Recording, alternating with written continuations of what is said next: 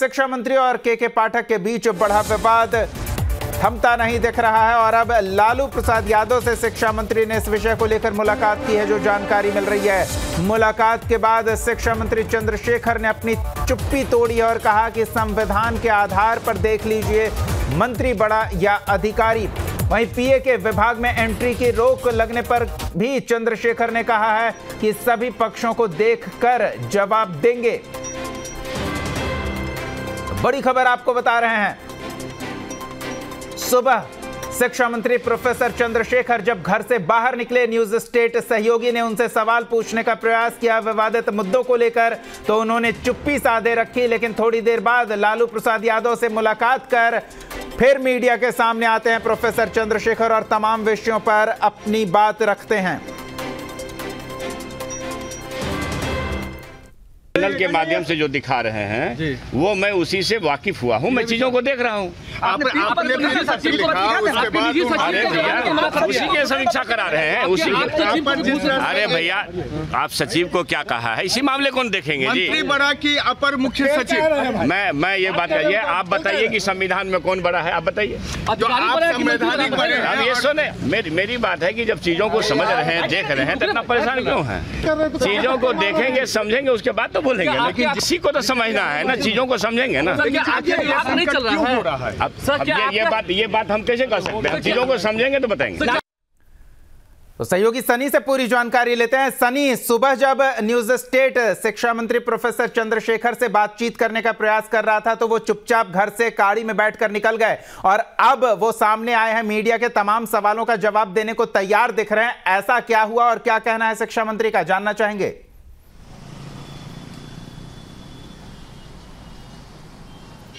जी देखिए, शिक्षा मंत्री और के पाठक के बीच जो विवाद है वो और गहराता नजर आ रहा है।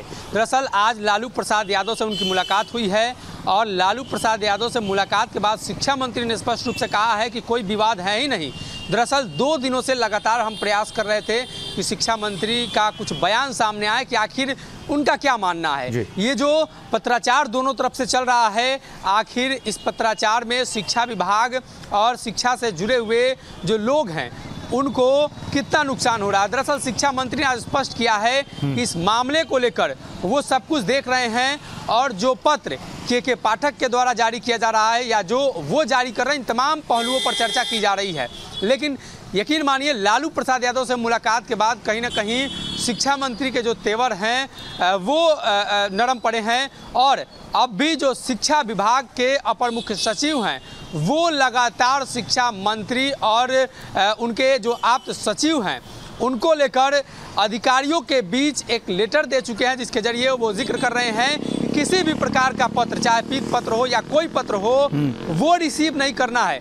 कहीं ना कहीं ये विवाद नया नहीं है अधिकारी और नेताओं के बीच, लेकिन शिक्षा मंत्री के साथ जो विवाद है वो इस बार जो हुआ है शिक्षा विभाग को लेकर। इसके पहले भी जो मुख्य सचिव आमिर सुबहानी है उन्होंने प्रेस कॉन्फ्रेंस करके तमाम चीज़ों को स्पष्ट किया था शिक्षक बहाली को लेकर, और अब शिक्षा मंत्री की बात अधिकारी नहीं मानते हैं, अधिकारी नहीं सुनते हैं, इसका वो जिक्र कर रहे थे। हालांकि शिक्षा मंत्री अब स्पष्ट कर चुके हैं कि कोई विवाद नहीं है, वो मामले को देख रहे हैं, उनको किसी भी तरह की जो इस मामले को लेकर अधिक जानकारी नहीं है। वो टीवी देखे हैं, वो न्यूज़ पढ़ते हैं, तभी उनको जानकारी मिलती है। देखना ही होगा लालू प्रसाद यादव से मुलाकात के बाद शिक्षा मंत्री ने आज जो बयान दिया है उसका असर क्या कुछ देखने को मिलता है शिक्षा मंत्री और के पाठक के बीच जो विवाद हुआ है उसमें। बिल्कुल सनी, ये तनातनी की स्थिति बनी हुई है। सवाल जवाब के दौरान शिक्षा मंत्री ये भी कह गए कि आप संविधान में देख लीजिए कि मंत्री बड़ा या अधिकारी, तो यहाँ बड़े छोटे की बात आ गई। तो कहीं ऐसा तो नहीं कि आन की बात आ गई और इस आन के कारण विधायिका और कार्यपालिका के बीच तालमेल गड़बड़ाएगा, नुकसान शिक्षा विभाग के कर्मियों, शिक्षा विभाग के कामकाज का होगा। जी बिल्कुल, राष्ट्रीय जनता दल ने कड़ा रुख अख्तियार कर लिया है के पाठक के खिलाफ।